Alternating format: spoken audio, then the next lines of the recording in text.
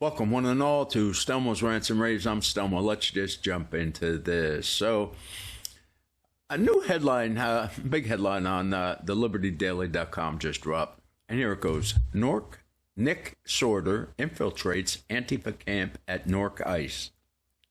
Finds extremely well-funded and coordinated op.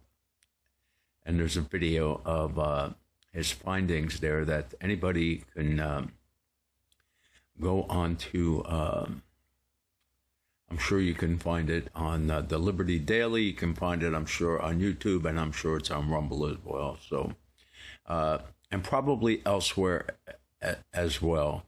And, I don't know why anybody should be surprised about this. This is nothing more than deja vu.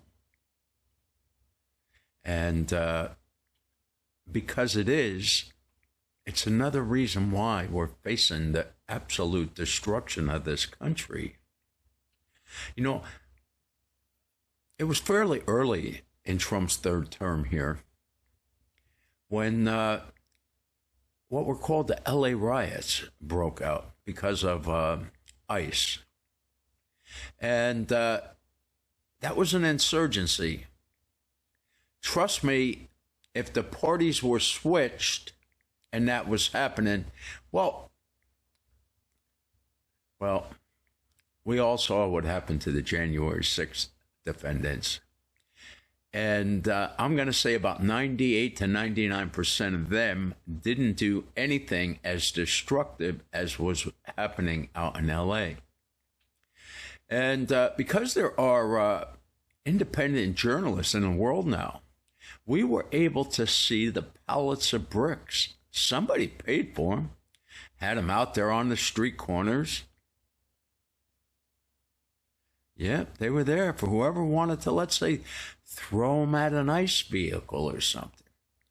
And I even heard with my own ears, I heard the President of the United States, Donald John Trump, say they need to find out who is financing these operations and charge them.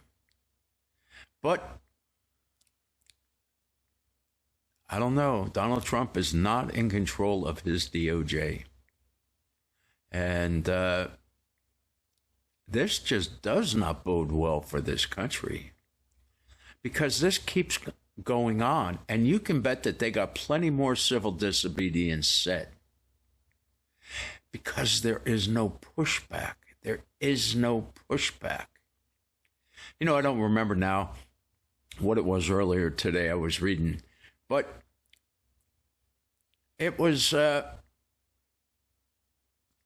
something. It was some Republican legislation, and they decided not to pursue it because they didn't have the votes. Well, you see, that's always the Republican way. That's the weasel way. Force a vote. Make these radical, loony leftists in the Socialist Democratic Party of America, make them show how they're going to vote. I suspect that every once in a while you may be surprised, and some of them might not vote the way you think they're going to because they're absolutely terrified of their constituents. And I got news for you.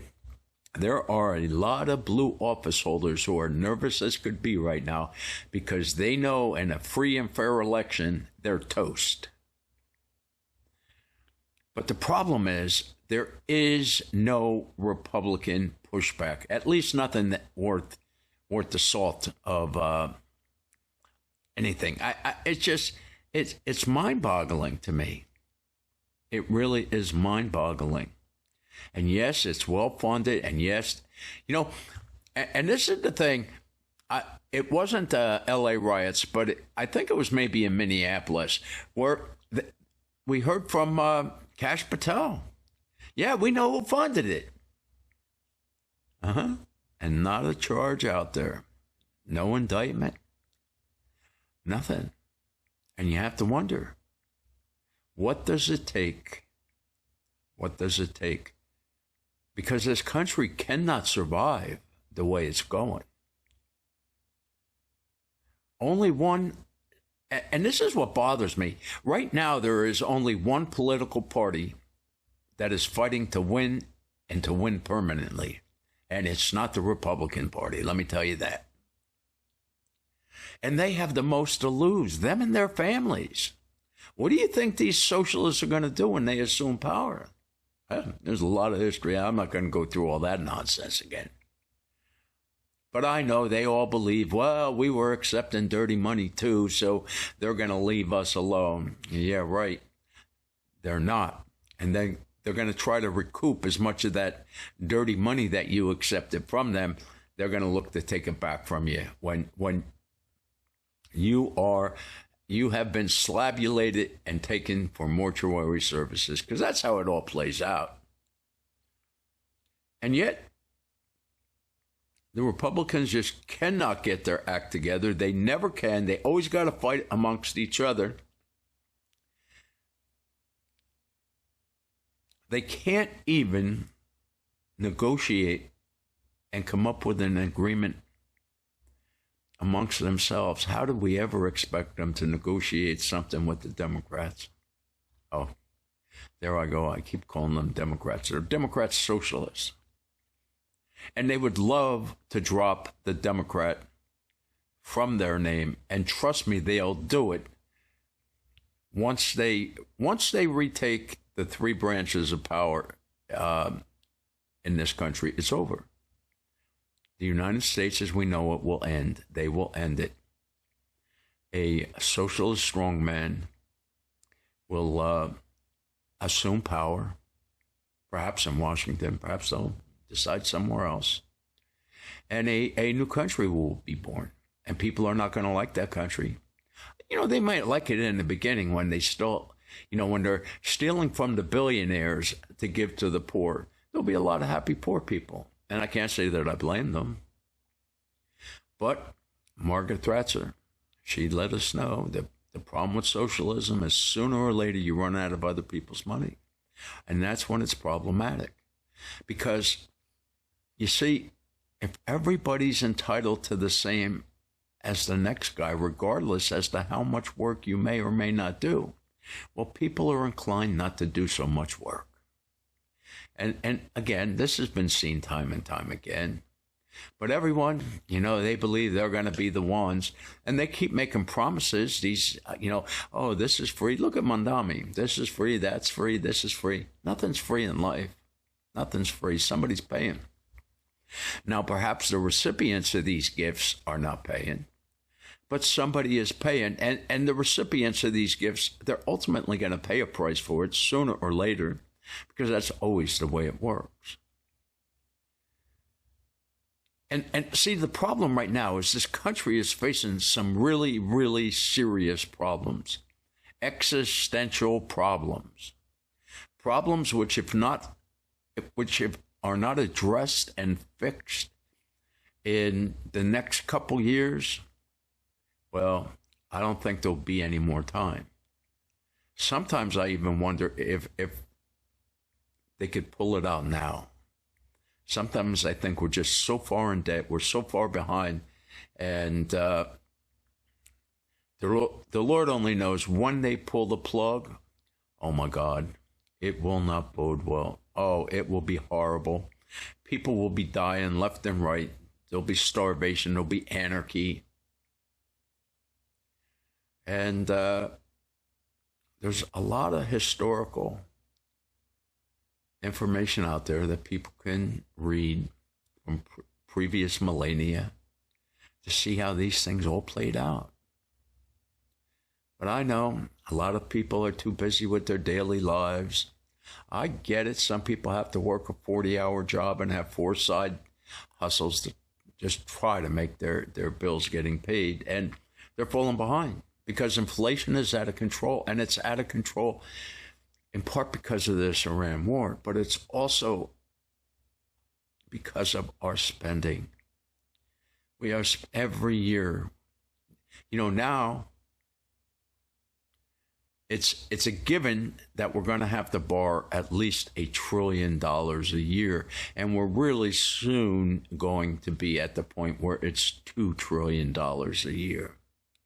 And then it'll jump to 5 and then 10. Well, it won't get that high because long before it gets that much higher, People will not be lending us the money. The only thing they'll be able to do is be creating new dollars, putting them out there. Inflation will go to 20, 30, 40%, whatever. Again, it's not like there's plenty of historical context to establish what happens. And here in America, I remember, I'm going to think now that may go back. It certainly goes back, I'm thinking 20 years, or maybe even 30 years, when the Tea Party. And I think all that time way back then, all these people were complaining about our spending. And guess what? Since that time, our spending has taken quaaludes and steroids, and it's grown exponentially. And now we find out that billions and billions and billions of these dollars have been just stolen from the hardworking taxpayers. And unfortunately, they're going to pay a huge price because of their silence.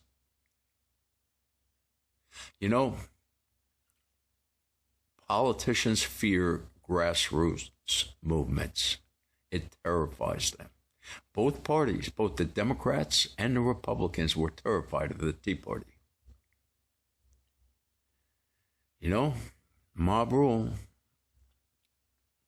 It really wasn't mob rule, but that's what they're terrified of. They're terrified that these grassroots things can turn into mob rule.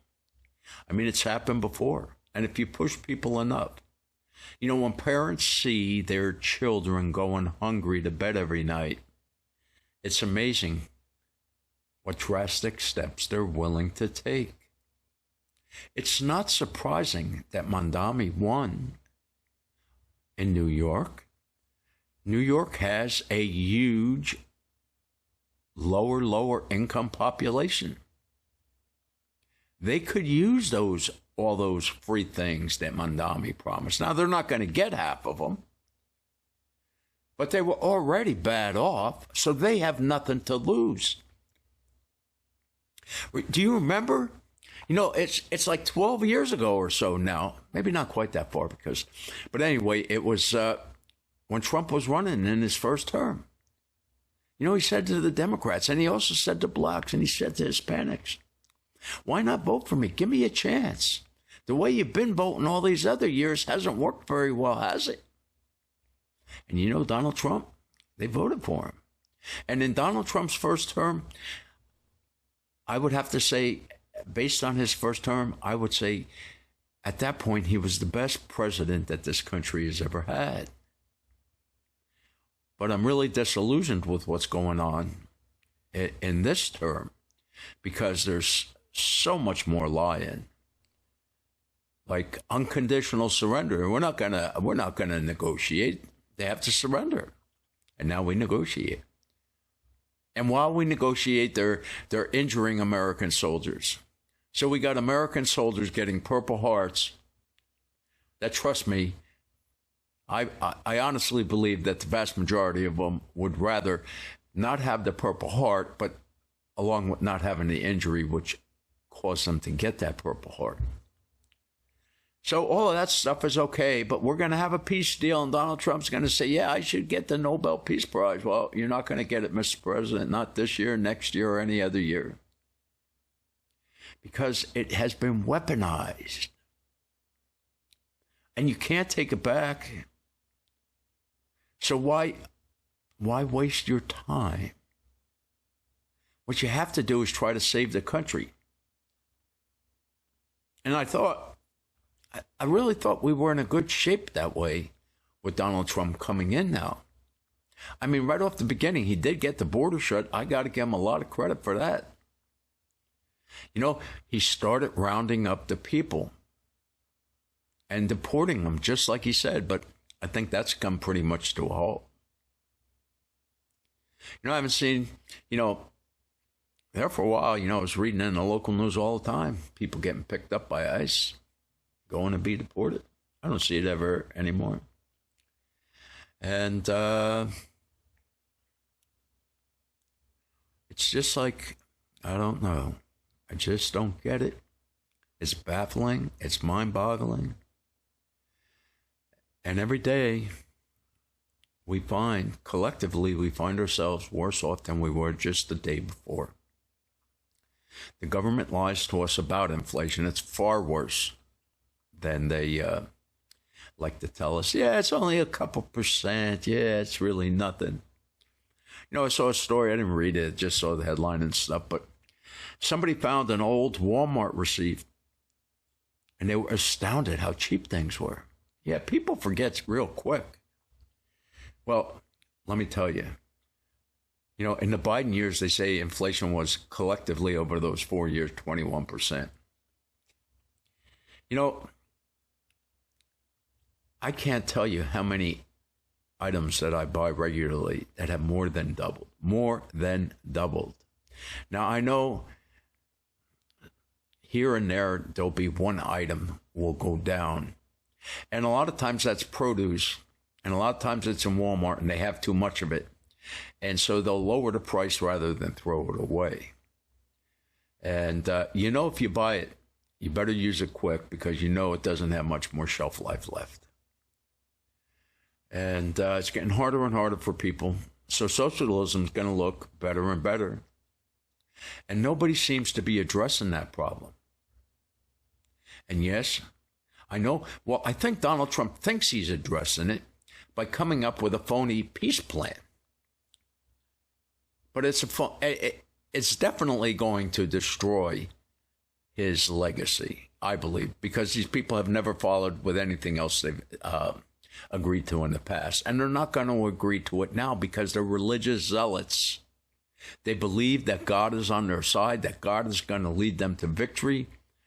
And no Donald Trump or United States of America or any other country is going to lead them to defeat in their eyes.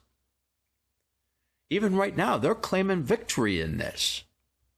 And I think a lot of people are going to agree that they're the victors because Donald Trump said clearly, unconditional surrender is the only acceptable outcome.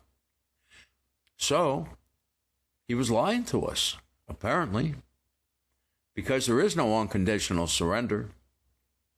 And considering this whole time that they're negotiating this great peace deal, both sides have been attacking the other. Or in some cases, in the Iranians' cases, they're also attacking some of their neighbors. And those neighbors aren't pleased with us because they're being attacked because we started something we're not finishing. It's sad. It really is sad. I don't know the way out of this. It just gets more frustrating by the day, but it is what it is. We have to deal with it. And so I wish you all well. Stay safe. It's a crazy world.